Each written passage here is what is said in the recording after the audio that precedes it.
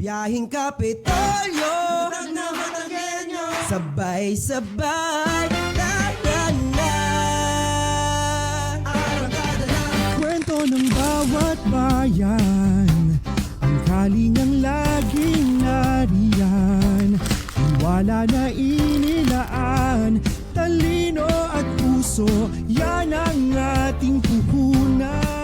Sa kalsada ng pag-asa, may direksyong malinaw. Sama-sama, lakad tayo. Sa hakbang ng lalawigan, ikaw ang kabalikan. Biyaheng Kapitolyo, serbisyong tapat sa Batanggenyo. Biyaheng Kapitolyo, matatag na Batangas, yan ang puso talino. Bukas ay iabot kamay, kapit bisig sabay-sabay. Biyaheng Kapitolyo, Talino sa serbisyo, Kapitolyo. pusong Batanggenyo. Talino at puso. Sa bawat kilometrong ating tinatahak, may kwento ng pag-asa at pagbabago. At sa bawat stopover, serbisyong may puso ang hatid namin sa bawat Batanggenyo. Sa ating bawat pagbiyahe, may dalang bagong pag-asa.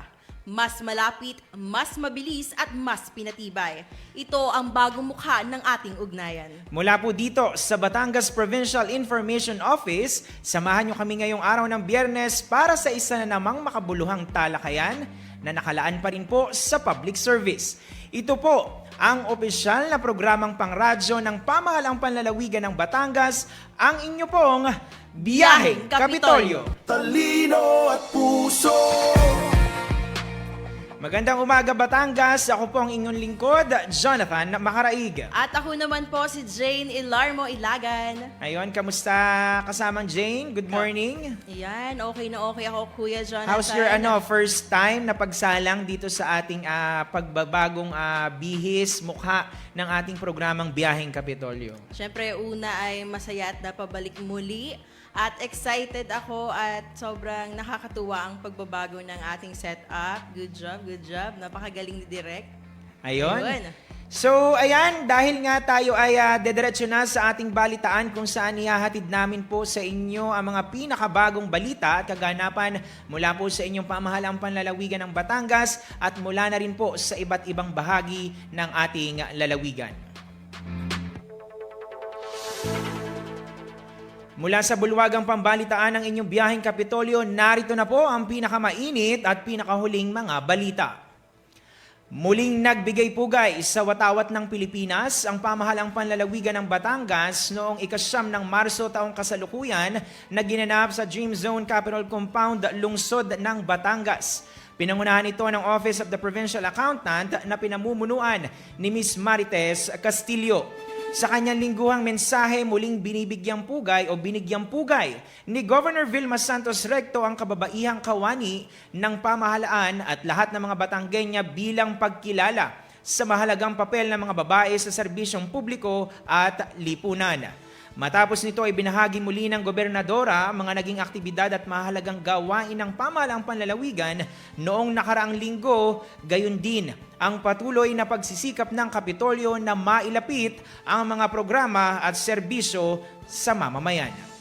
Sa kaparehong araw, pinangunahan ni Governor Vilma Santos Recto ang isinagawang panunumpa ng 257 health professionals o Human Resources for Health or HRH na magsisilbing mga bagong katuwang ng pamahalaan sa pagpapalakas ng health workforce sa lalawigan ng Batangas.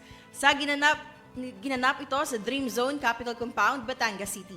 Ang mga nanumpang health workers ay binubuo ng 2 doctors to the barrio, 221 nurses, 20 midwives, 2 dentists, 5 pharmacists, 5 medical technologists, at 2 nutritionist dietitians na pawang mga magiging bahagi ng National Health Workforce Support System ng Department of Health or DOH, kung saan may layunin na palakasin ang kapasidad ng mga serbisyong pangkalusugan sa bansa. Bukod dito, isa rin sa adhikain ng NHWSS ay ang mapabuti ang access ng mga mamamayan sa dekalidad at abot-kayang serbisyong pangkalusugan, lalo na sa mga priority at underserved areas. Sa ilalim ng programang ito, ipapadala ang mga HRH o medical professionals sa iba't ibang bahagi ng lalawigan, partikular sa mga rural health units upang suportahan ang lokal na sistemang pangkalusugan. Tinutugunan din ng programa ang kakulangan ng health professionals sa mga prioridad na lugar na titiyak sa pagsusulong ng pantay na distribusyon ng health workers sa buong bansa. Ang NHWSS ay bahagi rin ng patuloy na pagsisikap ng pamahalaan na maisakatuparan ang layunin ng Universal Healthcare Act na mabigyan ng mas maayos na serbisyong pangkalusugan ang bawat Pilipino. Sa implementasyon ng NHWSS, mahalaga ang gagampanang papel ng mga Centers for Health Development at Provincial DOH offices na siyang mangunguna sa recruitment, pre-deployment orientation, technical assistance at monitoring ng performance ng health workers. Sa prosesong ito, magiging katuwang ang local government units or LGUs sa pagbibigay ng administrative supervision, logistical at financial support at pagpapatupad ng mga safety protocols para sa mga nakadeploy na health personnel. Responsibilidad naman ng mga health workers na nakadeploy na maghatid ng dekalidad at makataong serbisyong medikal, magsagawa ng mga programang pangkalusugan sa komunidad, tumugon sa mga health emergencies at makipagtulungan sa mga lokal na pamahalaan upang higit pang mapalakas ang implementasyon ng UHC. Samantala, ang panunumpa at deployment ng mga health workers ay naisakatuparan sa ilalim ng pangangasiwa at paggabay ng DOH Center for Health Development Calabarzon sa pangunguna ni Dr. Voltaire Guadalupe, katuwang ang Provincial DOH Office Batangas na pinamumunuan naman ni PIDOHO Team Leader Dr. Eloisa Bailosis de Rain. Para sa iba pang balita, pinangunahan rin ni Governor Vilma Santos Recto ang isang mahalagang pagpupulong kasama ang mga department heads ng pamahalaang panlalawigan ng Batangas upang talakayin ang pagpapatupad ng compressed 4-day workweek arrangements sa Kapitolyo, gayon din ang mga sumusunod na energy conservation measures. Ang naturang pagpupulong na tumalakay sa mga probisyon ng pagpapaganap o implementasyon ng nasabing work arrangement ay bahagi rin ng pagsunod sa isinasaad ng Memorandum Circular No. 114 na inilabas ng Malacanang noong ika-6 ng Marso taong kasalukuyan sang-ayon sa direktiba ni Pangulong Ferdinand Marcos Jr. Matapos ang masusing pagpupulong at pagsusuri ng mga department heads, naaprubahan ang pagpapatupad ng nasabing work arrangement upang higit na mapaayos ang operasyon ng mga tanggapan ng pamahalaan. Sa ilalim nito, ang mga opisina sa Kapitolyo ay magbubukas mula Lunes hanggang Huwebes 7 o'clock a.m. hanggang 6 o'clock p.m., habang ang Biyernes ay itatalaga bilang non-working day. Hindi naman kabilang dito ang mga tanggapan na nagbibigay ng mga pangunahing serbisyo o essential at vital services, kabilang ang mga nasa sektor ng health, public safety at emergency response.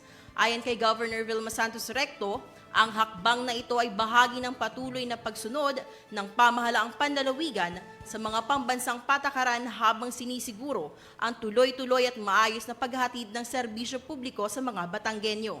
Ayan, so kasamang Jane, 7 a.m. to 6 p.m. At ito naman po ay naaayon pa rin, of course, dun sa ating isinasaad or mandated ng ating civil service na kung saan ay na-compress nga lamang siya. Pero sa loob ng isang linggo ay 40 hours pa din ang ating i-render. Yes. So ayan, syempre tuloy-tuloy pa rin po ang pamimigay ng educational assistance para sa second batch sa unang distrito ng lalawigan ng Batangas. 1,182 na mga mag-aaral sa kolehiyo at senior high school mula nga sa iba't ibang mga paaralan sa 1st District ang nakatanggap ng educational assistance na nagkakahalaga ng 5,000 pesos bawat isa. Ang naturang distribution activity na sa ginawa noong ika-9 ng Marso taong kasalukuyan sa lungsod ng Calaka ay muling pinangasiwaan ng educational team ng pamahalaang panlalawigan ng Batangas. Sa pagbabahagi ni John Rain Espina, isang graduating student mula sa STI College Balayan, kanyang ipinunto na sa panahong ito na napakamahal ng matrikula, nararapat lamang aniya na pahalagahan at mas pag-igihan pa sa pag-aaral ng mga scholars sapagkat bukod sa karapatan, ito ay isang biyaya at pribilehiyo na ipinagkakaloob ng pamahalaan sa pamamagitan ng buwis ng mamamayan. Samantala, nasa 55 na Batanggenyo fisher folks mula sa bayan ng Lemery ang nakatanggap ng mga fishery inputs noong March 10, 2026 bilang bahagi ng patuloy na pagsuporta ni Governor Vilma Santos Recto sa sektor ng agrikultura. Kasamang tumanggap ng ipinagkaloob na tulong at suporta ng pamahalang panlalawigan ng Batangas ang mga pamilya ng mga beneficiaries. Layunin ng proyekto na tuloy-tuloy na may angat ang antas ng pamumuhay at kabuhayan, gayon din upang paluguin ang industriya ng pangisdaan sa lalawigan. Naisakatuparan ng aktibidad sa pangangasiwa ng Office of the Provincial Agriculturist, katuwang ang Provincial Cooperative Livelihood and Enterprise Development Office. Nakiisa rin sa nasabing distribusyon ang ilang mga opisyal at kinatawan ng nabanggit na bayan. Ayan, at kasamang Jane, mabanggit ko lamang na yan pong distribution ng ating fishery inputs ay magpapatuloy pa hanggang sa mga susunod na araw. Siyempre sa pangunguna ng ating OPAG, katuwang po ang ating PC Ledo. At siyempre kaisa din tayo dyan, ang ating PIO. Ayan, bilang pakikisa naman sa obserbasyon ng Colorectal Cancer Awareness Month, isinagawa noong 10 ng Marso taong kasalukuyan ang isang training workshop patungkol sa paksang Advancing Care and Awareness in Colorectal Cancer and Wound Management. Ang aktibidad po na pinangunahan ng Provincial Health Office, katuwang ang Batangas Medical Center Cancer Care Center ay naglalayong mapalakas ang kaalaman at kakayahan ng mga health workers sa pangangalaga ng mga pasyenteng may colorectal cancer at iba pang komplikasyon sa sugat. Sa naturang pagsasanay, ibinahagi ni Dr. Liza Margarita B. Ilagan, Fellow in Colorectal Surgery ng Batangas Medical Center, ang komprehensibong diskusyon tungkol sa colorectal cancer, kabilang ang kahalagahan ng maagang pagtuklas, tamang pamamahala at patuloy na pangangalaga sa mga pasyente. Nagkaroon din ng makabuluhang sesyon si Mr. Ryan A. Hitalia ng Ostomy Nurse Association of the Philippines, kung saan kanya namang ibinahagi ang mahalagang kaalaman sa stomach care at advanced wound care, pati na ang wastong paraan ng pangangalaga sa mga pasyenteng may ostomy at sugat upang mapabuti ang kanilang paggaling at kalidad ng pamumuhay. Ayun, samantala sa iba pang balita ito, napakagandang balita nito kasamang Jane para sa lalawigan ng Batangas dahil hindi lamang ekonomiya, hindi lamang usapin sa enerhiya, bagkus ito ay usapin din sa kalikasan dahil napakagandang inisyatibo na ito at suportado ito ng ating pamahalang panlalawigan ng Batangas. Dahil nga, sa panahon na patuloy na hinahamon ng tumataas na presyo ng enerhiya, ang mga kababayan at syempre ng buong industriya muling pinagtibay po ni Batangas Governor Vilma Santos Recto ang pangako ng lalawigan na isulong ang mga solusyong enerhiya na sustainable at affordable. Ito po ay kanyang ipinahayag sa pagdalo sa paglulunsad ng isang malaking renewable energy initiative ng First Gen Corporation noong 11 ng Marso taong kasalukuyan. Pakinggan po natin ang naging mensahe ni Governor Vilma Santos Recto. Alam niyo po, sa totoo lang po, napakaganda lamang po ang araw na ito dahil ngayon ay isa ho tayo at tayong lahat ay magiging saksi sa pagtatayo po o pagbubukas ng ating 54 megawatt Inara Solar Power Project dito po sa barangay Bilog-Bilog sa lungsod po ng Tanawan. Una sa lahat, ako ho ay taus-pusong nagpapasalamat sa First Gen Corporation sa pag-imbita niyo po sa akin ngayong umaga na maging bahagi po nitong groundbreaking ceremony ng isang napakahalagang proyekto para po sa lalawigan ng Batangas. Isang karangalan po para sa akin bilang isang gobernador o ina ng lalawigan ng Batangas na maging bahagi po ng isang proyekto na magbibigay po ng mahalagang kasagutan sa malaking pangangailangan ng ating pong lumalagong ekonomiya at populasyon at siyempre gayon din po sa mga magiging pangangailangan ng ating pong mga kababayan dito po sa ating lalawigan. And if I may, this 54 megawatt Inara Solar Power Project is economically significant because it will expand our country's energy supply, ensuring that the rising energy demands of our growing industries and households, particularly here in Calabar Zone, are met sustainably and securely. What makes this project truly commendable is that it harnesses solar energy, an abundant, clean, renewable source to supply our electricity needs. By doing so, it will reduce our dependence on important fossil fuels. Alam naman natin yan ang medyo nagiging kalaban ng ating pong kalikasan. Kaya ito ho ay isang magandang balita para sa atin. Again, if I may, but this project is not just all about supplying renewable energy. Ang isa pa kagalingan po nitong Inara Solar Power Project ay ang makapagbibigay din po ito ng kasagutan sa isa pong mahalagang pangangailangan dito po sa aming lalawigan. Ang pangangailangan po ng aming mga kababayan na magkaroon po ng oportunidad na magkatrabaho at merong pagkakakitaan para naman po na sa ganon ay makadagdag bilang pagsuporta sa pangangailangan ng kanilang pamilya. Alam niyo po, marami tayong skilled, dedicated, hardworking manpower na handang magtrabaho at ibahagi ang kanila pong lakas at talino. Let me assure you, sa atin pong first gen corp, let me assure you, here in Batangas, your investments will not only grow, they will thrive and succeed, powered by educated sector and local supportive government. Kasama niyo po kami dito. Here, investors are not just participants, they are valued partners in shaping our province's continued growth and shared prosperity. I just hope we will continue to work as a team and we will continue to work with partnership and let's all continue to work as a family in the province of Batangas. And now, being the mother of the province and being the governor, if there's anything I can do to be of help, at basta kaya ko, please don't hesitate, let me know. Nakasuporta po kami sa inyo 100%. Kaya sa inyo po, sa bumubuo po ng ating First Gen Corporation, mabuhay po kayo, mabuhay po ang Tanawan, mabuhay po ang Batangas, at mabuhay po ang bagong Pilipinas. Magandang umaga po sa inyong lahat. Talino at puso.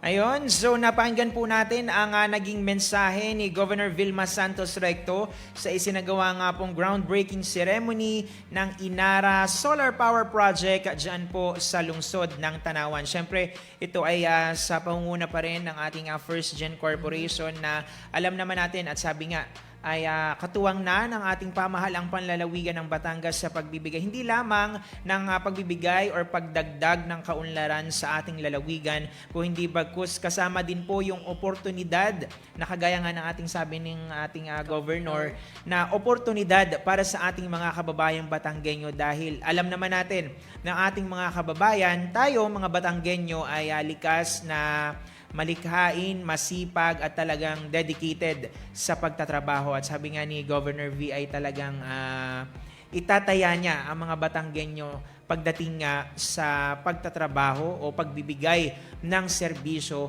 lalo't higit sa iba't ibang kumpanya dito sa lalawigan ng Batangas. And of course, maalala ko lang din kasamang Jane, mabanggit lang din natin, nakakatuwa dahil isa sa mga binalikang memories, kumbaga nagkaroon ng parang pa-throwback doon sa launching ng ating Inara Solar Power Plant. Yung pagbabalik tanaw, nakita yung picture ni Gov V na umattend din siya before doon sa project ng ating First Gen Corporation, yung San Gabriel Power Plant. Yon, San Yes. Gabriel Power Plant. At nakakatuwa kasi 2014 inauguration. way back 2014 pa Yes. siya, pero nakita ni Gov yung kanyang mga larawan doon. Ayun. So, 2026, another project na naman para sa kaunlaran at tuloy-tuloy na pag-unlad ng lalawigan ng Batangas. Sabi nga natin, hindi lamang usapin ito sa maayos, malinis, abot-kayang enerhiya, kung hindi malaking tulong din po ito sa pagbibigay or job generation, kung tawagin natin kasamang Jane, job generation dito po sa lalawigan ng Batangas. Okay, so para naman sa iba pang mga balita, tuloy-tuloy na po tayo. Muling nagkaroon ng pagkakataon si Governor Vilma Santos Recto na makasama ang ikalawang batch ng mga estudyante mula sa De La Salle Lipa na sumasailalim sa programang Work Immersion for Senior High School o WISH noong Miyerkules, 11 ng Marso taong kasalukuyan sa Bulwagang Batangan, Main Capitol Building, Batangas City. Sa naturang pagtitipon, personal po na binati at ipinabot ng gobernadora ang kanyang taos-pusong pasasalamat sa mga mag-aaral para sa inilang oras at pagiging katuwang sa paglilingkod ng mga kawani mula sa iba't ibang tanggapan ng pamahalaang panlalawigan ng Batangas sa nagdaang 8 araw. Ang mga nasabing estudyante ay pawang mga magtatapos na sa kanilang work immersion o nagtapos na sa kanilang work immersion noong 12 ng Marso kahapon, araw ng Huwebes. Ayan, ayon pa kay Governor Vilma Santos Recto, mahalaga ang mga ganitong programa upang mabigyan ng mga kabataan ng praktikal na kaalaman at karanasan sa aktwal na gawain sa pamahalaan na makakatulong sa kanilang paghahanda sa hinaharap na propesyon. Bukod dito, napapalakas din aniya ang ugnayan ng pamahalaan at mga institusyong pang-akademiko na may layuning hubugin ang kaalaman ng mga bagong henerasyon ng kabataan sa larangan ng serbisyo publiko. Ang programang ito ay naisakatuparan sa pamamagitan ng pangangasiwa ng Provincial Human Resource Management Office o PHRMO, katuwang ang Department of the Interior and Local Government, Batangas Cluster 3. Ayun, so nakakatuwa dahil ito programa para sa ating mga kabataan at nakita naman natin ng ating Provincial Human Resource Management Office ay talagang ipinadadama hindi lamang nga sa mga kabataang ito, kundi na rin sa ating mga kapwa-kawani dito sa pamahalaang panlalawigan. Lalo pa at aktibong-aktibo po ang ating Provincial Human Resource Management Office sa pangunguna po ni Ms. Lizelle Rosuelo sa pagbibigay ng mga trainings, seminars sa ating mga kapwa-kawani. So matatandaan natin, nagkaroon tayo ng seminar sa driving, sa ating mga drivers, at iba't iba pang mga pagsasanay na makakatulong sa paglilingkod para dun nga sa sinasabi nating matatag na government workforce dito po sa pamahalaang panlalawigan ng Batangas. Samantala, sa pagpapatuloy naman po ng Educational Assistance Distribution, may kabuang 257 po na mag-aaral sa kolehiyo at senior high school mula po sa iba't ibang mga paaralan sa 2nd District ng Batangas ang tumanggap ng educational assistance na nagkakahalaga po ng 5,000 pesos bawat isa. Ang naturang distribution activity na isinagawa noong 11 ng Marso taong kasalukuyan sa Provincial Auditorium ay muling pinangasiwaan ng educational team ng pamahalaang panlalawigan ng Batangas. Ngayon, so tuloy-tuloy po sa ating mga kababayan, tuloy-tuloy po ang ating bukod nga dun sa nabanggit natin kanina na tuloy-tuloy na pamamahagi ng fishery inputs sa ating sektor ng agrikultura at pangisdaan. Estudyante. Tuloy-tuloy din ang ating distribution naman ng educational assistance para sa ating mga kabataan. At Mga scholarship. oo, at nakita Sa natin scholars. yung ating seminar or training sa ating colorectal cancer sa pagdating naman sa health. So lahat, kumbaga tuloy-tuloy lahat ng mga programa under Hearts program ng ating Governor Vilma Santos Recto. Ayan, at para naman po sa ilang mga anunsyo, ikaw ba kasamang Jane na magbabalita nito o si kasamang Almira? Kasamang Almira. Ayan na live mula sa Studio 2 ng ating PIO Media Center. Kasamang Almira? Ayun, magandang araw po, Sir Jonas and kasamang Jane. Ayan, para sa ating pong anunsyo, paalala po sa publiko mula po sa Pamahalang Panlalawigan ng Batangas, alinsunod po sa Administrative Order Number 1, Series of 2026, ipapatupad po ng lahat ng tanggapan at departamento ng Pamahalang Panlalawigan ng Batangas ang compressed or 4-day work week mula po Lunes hanggang Huwebes, alas 7 po ng umaga hanggang alas 6 po ng gabi, habang ang Biyernes po ay itatalaga bilang non-working day na nagsimula po niyan noong ikasyam ng Marso 2026. Ang lahat po ng opisyal, empleyado, casual at job order personnel ng Pamahalang Panlalawigan ay inaasahang magtatrabaho ng 10 oras bawat araw upang matugunan ang 40 oras na trabaho kada linggo. Habang patuloy na tinitiyak ang tuloy-tuloy at maayos na paghahatid ng mga serbisyo ng pamahalaan. Gayunpaman, mananatiling bukas at ganap na operasyonal ang mga tanggapan na nagbibigay ng mahalaga at pangunahing serbisyo. Kabilang na po dito ang may kinalaman sa kalusugan, educational assistance services, public safety, and emergency preparedness and response. Ayun, maraming salamat kasamang Almira na live sa ating Studio 2 kahit boses lamang ang inyong napakinggan. So ayan, inuulit natin kasamang Jane itong ating abiso nga patungkol dun sa ating temporary or adjusted working time dito po sa ating pagsiservisyo sa, particularly sa pamahalaang panlalawigan dahil nga, syempre, ang ating mga kababayan ay alam naman natin na kailangan, deserve nila ng tuloy-tuloy na serbisyo sa atin. At bagaman kailangan nga natin na tumugon sa panawagan ng pamahalang nasyonal, so nagkaroon nga tayo ng kaunting adjustment. Pero gayon pa man, titiyakin po ng pamahalang panlalawigan na continuous yung ating services, especially doon sa pagdating sa serbisyong pangkalusugan, educational assistance, doon sa ating disaster preparedness, at yung ating iba pang mga mahahalagang serbisyo na ipinagkakaloob dito sa Kapitolyo. Ayan, so para sa iba pang anunsyo, kasamang Almira? Ipinapaalam po ng Pamahalang Panlalawigan ng Batangas na magsasagawa po ito ng public consultation kaugnay ng proposed schedule of market values. Alinsunod po ito sa Republic Act No. 12001 o ang Real Property Valuation and Assessment Reform Act or RPVARA. Gaganapin po ito sa Dream Zone, Provincial Capital Site, simula po 8:30 ng umaga. Ito po ang schedule ng ating public consultation.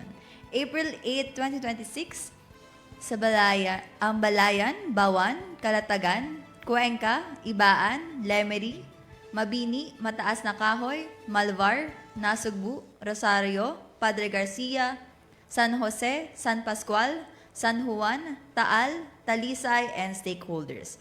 Sa April 10, 2026 naman po, Agoncillo, Alitagtag, Balete, Laurel, Lian, Lobo, San Luis, San Nicolas, Santa Teresita, Taysan, Tingloy, Tuwi, and stakeholders. Ayan, maraming salamat kasamang Almira sa iyong mga inihatid na anunsyo sa atin ngayong araw. Okay, kasamang Jane, meron ka bang mga iba pang mga nais batiin or ipagbigay alam sa ating mga kababayan? Okay na ako kasi halos nasabi na ni Kazamang Almira ang ating mga anunsyo. Oo, Kuya, pupunta dito pa yan mamaya Kapitolyo. sa Agoncillo mamaya. Yes. Hello, Okay. Agoncillo.